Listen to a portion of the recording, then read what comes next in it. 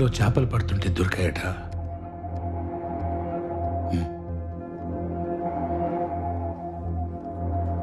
చుట్టుపక్కల ఎక్కడా బాడీ కనిపించలేదు. బట్టల మీద బ్లడ్ స్టెయిన్స్ కూడా లేవు. మీ అన్నయ్య తన వైఫ్ చనిపోయిన తర్వాత డిప్రెషన్తో ఆల్కహాలిక్ అయ్యాడని మా ఇన్వెస్టిగేషన్లో తెలిసింది. సూసైడల్ టెండెన్సీస్ కూడా ఉన్నాయని తెలిసింది. సార్, ఓసారి ఆ పిల్లల్ని చూడండి సార్. ఏ తండ్రైనా వాళ్ళని వదిలేసి సూసైడ్ చేసుకుంటారా అండి? మీరేంటి సైకాట్రిస్టా? సూసైడ్ చేసుకునేవాడి మైండ్ సెట్ ఎలా ఉంటుందో తెలుసా నీకు? ఈ క్రైమ్ని సాల్వ్ చేయడం కన్నా సూసైడ్లో ప్రొజెక్ట్ చేయడంలోనే మీ మైండ్ సెట్ అయినట్టుంది సార్. బ్లడ్ స్టెయిన్స్ లేవంటే సూసైడ్ అని రాసేసుకుంటారా? బాడీ కోసం వెతకరా? చెరువెళ్ళి సముద్రంలో కలుస్తుంది, ఎక్కడెళ్ళి ఎతకాలో చెప్తావా? ప్రాక్టికల్ నాలెడ్జ్ లేకుండా మాట్లాడకు. చూడండమ్మా, మీ పిల్లల మీద మీకు కస్టడీ కావాలంటే ఒకటి మీ అన్నయ్య సంతకం కావాలి, లేదంటే మీ అన్నయ్య డెత్ సర్టిఫికెట్ కావాలి. బాడీ దొరుకుతుందేమో అన్న భ్రమతో కేసు ఇలాగే ఓపెన్ చేసి ఉంచి టైం వేస్ట్ చేస్తారా, లేదంటే డెత్ సర్టిఫికెట్ తీసుకొని అమెరికా వెళ్ళి మీ పిల్లల ఫ్యూచర్ కాపాడుకుంటారో ఒకసారి ఆలోచించుకోండి అమ్మా. ఈ సెటిల్మెంట్లో చూపించే టాలెంట్ కేసు సాల్వ్ చేయడంలో చూపించండి సార్. తీసుకెళ్ళండి. అంతకన్నా ఏం చేస్తారు యూనిఫామ్ వేసిన గుండా?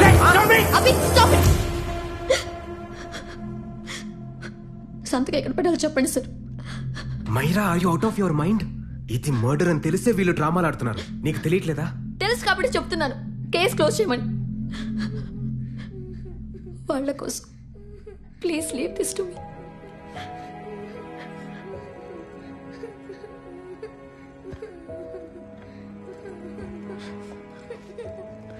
డాడీని ఎవరు చంపారు?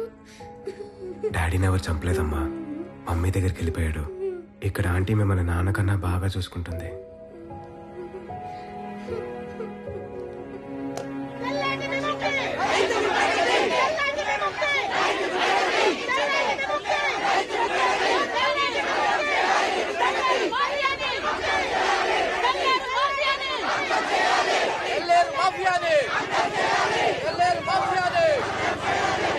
స్టాప్.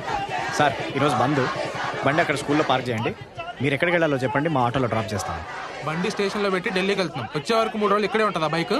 సార్, పర్యావరణ సంఘం ఆధ్వర్యంలో ఈ బంద్ జరుగుతోంది సార్. మీ బండికి ఏం కాదు. రేయ్ సార్, తెలుసు కదా, ఈ బండి తీసుకెళ్ళి మన వీధి చివరిన సార్ వాళ్ళు వెళ్ళింది కదా, అక్కడ పెట్టేసరా. రండి సార్, రండి సార్, దిగండి సార్. జరగండి దిగండి. మీ బండి ఎక్కడికి రండి సార్, ఎక్కండి సార్, రండి సార్. అదిరా బంద్ పేరుతో దోపిడి మనకి. సార్, ఈరోజు అందరికీ ఫ్రీ రైడ్ సార్.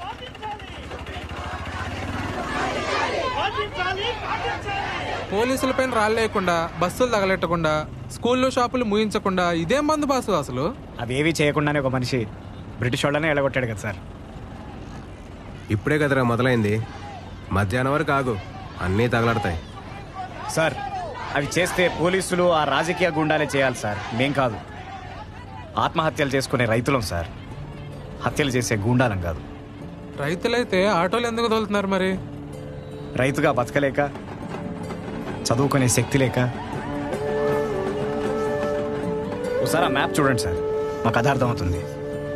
గత 3 ఏళ్లలో తెల్లేరు చుట్టూ ఉన్న పల్లెల్లో 900 మంది రైతులు ఆత్మహత్యలు చేసుకున్నారు సార్. ఇది మీకు న్యూస్ ఛానల్స్లో అప్పుడప్పుడు కనిపించిపోయే వార్త అయి ఉండొచ్చు, కానీ అవి ఆత్మహత్యలు కావు సార్, హత్యలు. ఇది 40 ఏళ్ల కింద ఒక వర్గం ఓట్ల కోసం మొదలైన కథ. ఒకప్పుడు ఆసియాలోనే అతిపెద్ద మంచినీటి సరస్సు తెల్లేరు మత్స్యకారులకి, రైతులకి సమానంగా ప్రాణం పోసేది. కానీ ఆ తెల్లేరుని ఆక్రమించుకుని కృత్రిమ చేపల పెంపకాన్ని ఎరేసి మత్స్యకారులందరినీ తన ఓటర్లుగా మార్చుకుంది ఒక వ్యక్తి. ఆ తర్వాత సొసైటీలు, లోన్లు, లీజులు అంటూ చెరువు మొత్తాన్ని తన గుప్పెట్లోకి తీసుకుని అదే ఓటర్లని ఆ వ్యవస్థలో బానిసల్ని చేసింది. 1000 కోట్ల సామ్రాజ్యాన్ని కట్టుకుంది. ఆ వ్యక్తి పేరే విశాఖవాణి, ఆ వ్యాపారం పేరే మత్స్యగంధ ఫిషరీస్. రాజకీయంతో వ్యాపారాన్ని, వ్యాపారంతో రాజకీయాన్ని కొనుక్కుంటూ ఈరోజు రాష్ట్రం మొత్తాన్ని తన గుప్పెట్లోకి తెచ్చుకుంది. ఇక్కడ రైతులకు వచ్చిన నష్టం ఏంటి మరి? చేపలకేసే కృత్రిమాహారం వల్ల నీళ్లు పాడయ్యాయి, చెరువు కట్టల వల్ల నీటి మట్టం తగ్గింది, సముద్రపు నీళ్లు వెనక్కి తన్ని ఉప్పు నీటితో లక్షల ఎకరాల పొలాలు నాశనమయ్యాయి. ఒకప్పుడు ప్రాణానికి ఆక్సిజన్లా ఉన్న చెరువు ఈరోజు విషంలా మారిపోయింది సార్. సుప్రీంకోర్టు ఆర్డర్స్ కూడా ఖాతరు చేయకుండా కబ్జాలు పెంచుకుంటూ పోతున్నారు సార్.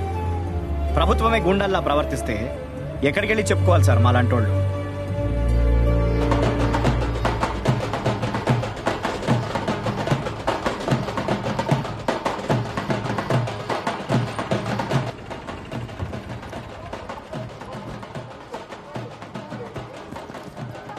సార్ చెప్పా కదా సార్, ఫ్రీ రైడ్ అని. మా కథ విని మీరు స్పందిస్తే అదే మీరు మాకు ఇచ్చే పేమెంట్. సార్ ఆ రోజు మిమ్మల్ని అన్న మాటలు మనసులో పెట్టుకోకండి సార్. మిమ్మల్ని నా గుండా నా కొడుకు నుంచి కాపాడడానికే అలా మాట్లాడాను. ఆడి మీద 6 నెలల నుంచి షూట్ అట్ సైడ్ ఆర్డర్లు ఉన్నాయి సార్. ఆ పోలీసులే ఏం చేయలేకపోయారు. మీరేం చేస్తారు సార్? ఆడిని చంపినా ఆడి పక్కన ఇంకొకటి పుట్టుకొస్తాడు సార్. అలాంటి ఎదవలు ఈ సిస్టంలో మొలవకుండా చూడాల్సిన రైతు సార్ మీరు.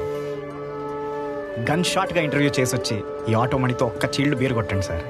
చచ్చేదాకా గుర్తుపెట్టుకుంటాను.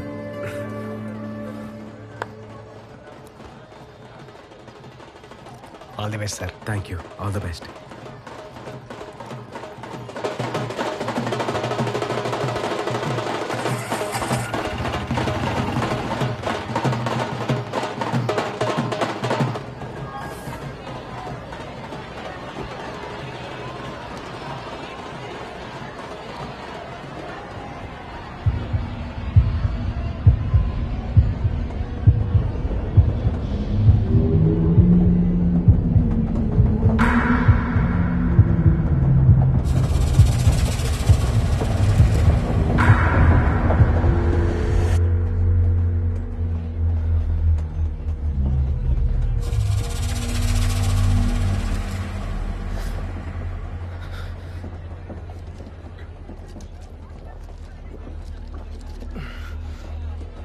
ట్రైన్ ఎక్కిన ప్రతిసారి యాంగ్జైటీ ఏంట్రా?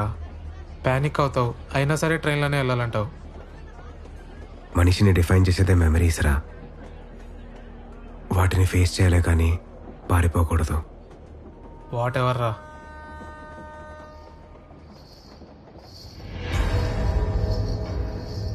రే చూడు,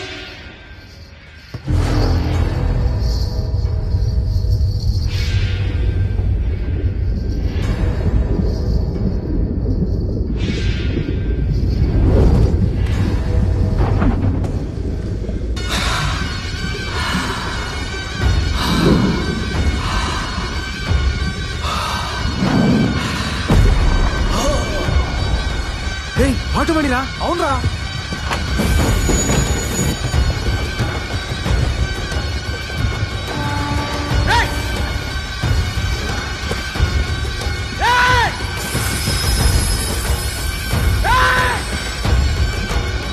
ఆగండి!